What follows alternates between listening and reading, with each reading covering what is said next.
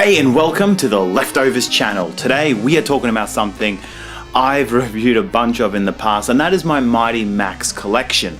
I never really wanted to do a Mighty Max collection video like this before, simply because my collection was always changing. I was getting playsets in to review them, I sold a couple of them off, I get a couple different ones in.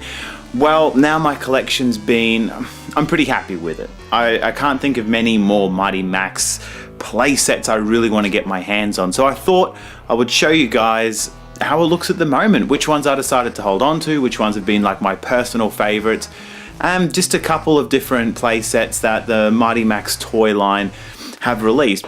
So everyone knows about the Doom Zones. The Doom Zones are the classic Mighty Max, slightly bigger play set.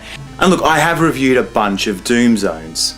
Some of my personal favorites from the Doom Zones would have to be Mighty Max Bite Cyberskull. This was a really fun review to put together, and I really like the video game computer theme Bluebird Toys put together for this one in particular. The Cyberskull villain also showed up a few times in the cartoon episodes, and I always thought those episodes were a lot of fun. There was one exploring virtual reality, and it was just such a blast going back to this like really 90s perspective about how virtual reality is gonna look. Spoiler alert, it's all pretty much grids. So we've got Cyberskull, we've also got Mighty Max Sinks Nautilus. This is one of the rarest sets I own. Both of these kind of sell for about the same amount. I spent a bad amount of money on Mighty Max Sinks Nautilus, but it was just such a really cool set to explore, and I did really want to have it for the collection. So I'm an adult, I can spend my pocket money however I want, and I decided to spend money on this one. I do really enjoy it.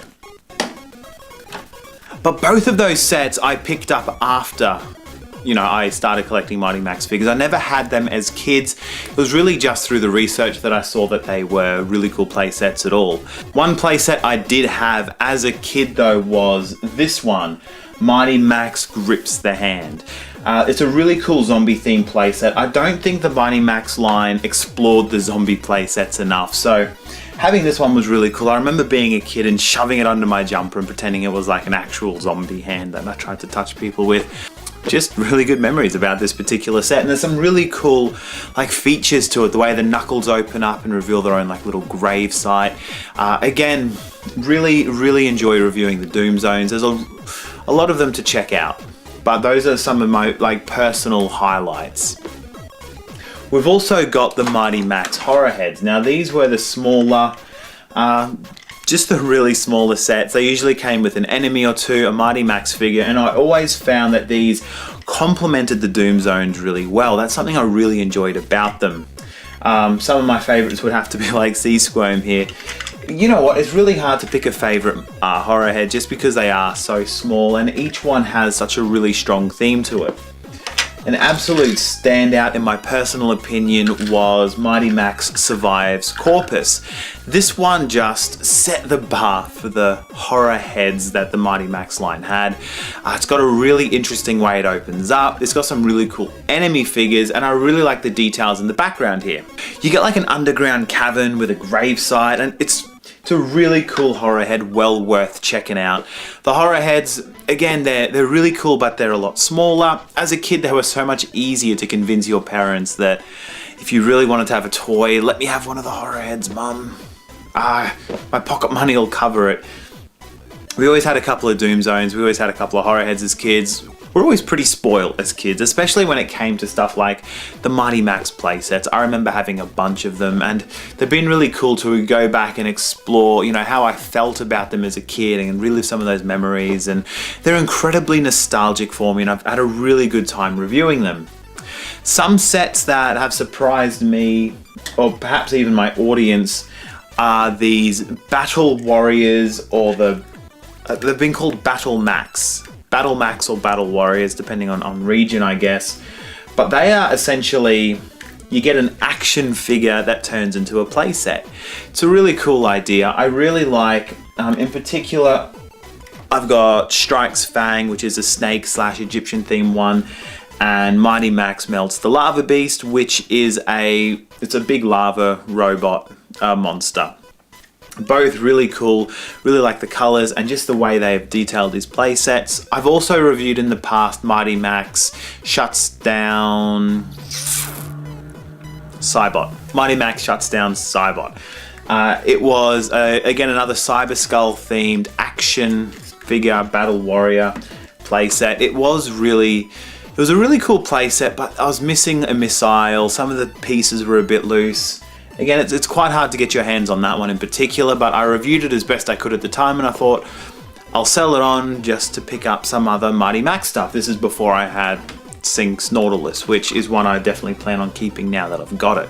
And somewhere between the Doom Zones and these Battle Warrior playsets, we had like some of the bigger sets. Mighty Max blasts Magus here.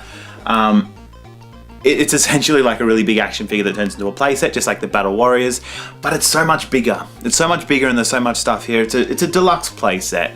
I don't have anything bigger than this. I don't have the Dragon Island playset. I don't have Skull Mountain. The Mighty Max playsets actually got really pretty big. I wasn't interested in collecting those ones. I didn't have them as a kid, but this is as big as they got for me. I really enjoy the playset. It's not one that I can review at the moment. It's still just too incomplete.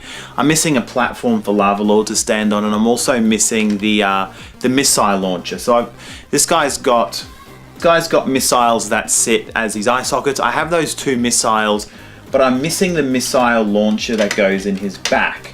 Hopefully I can get a complete Blasts Magus one day and do a really cool review on it, but until that time, obviously you can check it out here as part of my collection. And that is really the biggest Mighty Max figure that I have.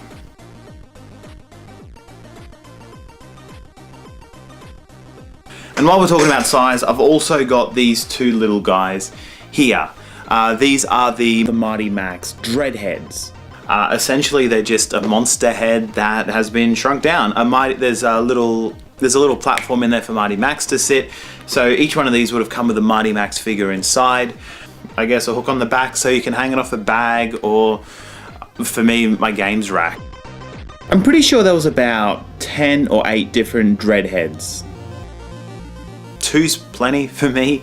I never had these as kids, but they are just, again, really cool little things that were part of the Mighty Max, like merchandising, I guess, especially after the TV cartoon came out. The Mighty Max TV cartoon was like another really big deal for me as a kid. It was so cool watching these adventures unfold like in our playsets, and then seeing some of this stuff happening up on the big screen as well. The cartoon sits really close with like that Mighty Max universe that was being created, and it really brought a lot of life to the characters.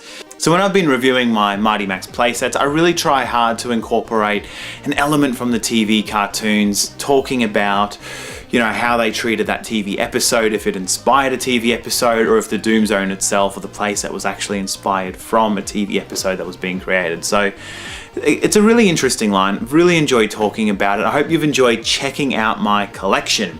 Of course, you can watch all the reviews for yourself over on the channel.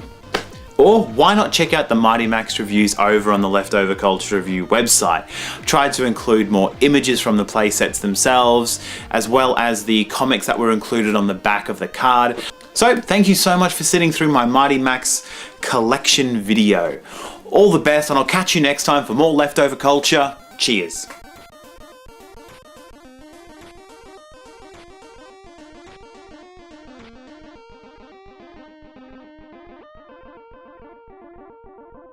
Hey, have you ever wanted to support the Leftover Culture Review? Well, now is an opportunity to. I've had the Leftover Culture Review store for a really long time, but I've been slowly trying to add some new, unique artwork, stuff that I've been working on to it. I recently got this shirt through it. It is cockroaches around a sort of like a Ben Sherman red rondel. I think it's a really cool way that you can get something for helping out. I'm not asking you for money. I'm asking you to, if there's something there that you think is cool, if you need a gift for a grandmother or a co-worker, or even just for yourself, you can head over to the Leftover Culture Review store and pick up something awesome, and I will get like a little commission off the back of that. So I really appreciate it. You're helping me out. If not, totally cool too. You can also head over to the Leftover Culture Review website and download the Bruiser video game, Mall Madness, for free. Windows computers only, but it's worth buying a PC for. You are Bruiser. You're playing as me, and you've lost your mum in the store, but you've got to get back to the meeting point before you get grounded. The only problem is everyone in the mall is out for your blood, so you need to blast your way through the mall, take out all your opposition, and then get back to the car as quickly as possible. You'll be basically living a day in my life. I can't think of a better present to get you guys. So, the Leftover Culture Review video game, more madness over on the website. Check it out, Leftover Culture Review store. If you're dying to buy someone a gift, it's a great opportunity to do it. Cheers guys, thank you so much for watching the show, and I will catch you next time on the Leftover Culture Review.